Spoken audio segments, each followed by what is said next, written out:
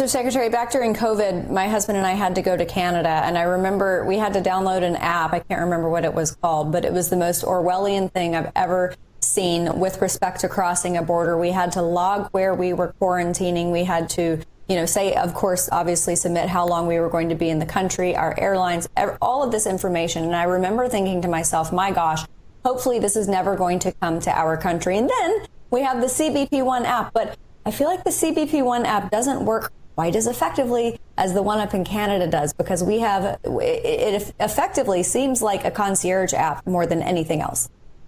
Yeah, absolutely. The CBP One app is not designed for regular travelers going back and forth across that border. It's designed for one thing, and the Biden administration has been very clear about that if you're an illegal alien and you have no legal right to be in the United States, just get on the app, come to a port of entry, and they will let you in.